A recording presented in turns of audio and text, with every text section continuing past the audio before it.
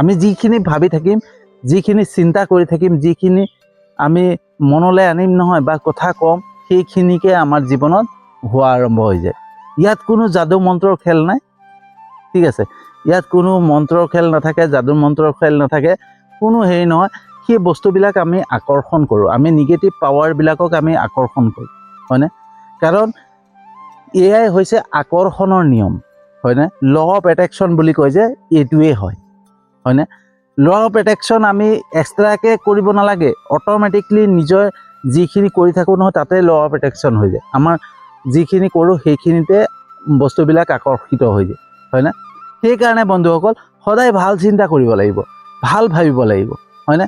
কোনোবাই ঘৰত কাজিয়া লাগিছে, তেওঁলোকক বুজোৱাৰ চেষ্টা কৰিব লাগিব যে কাজিয়া পেচাল কৰিব নাপায়, ঠিক আছে।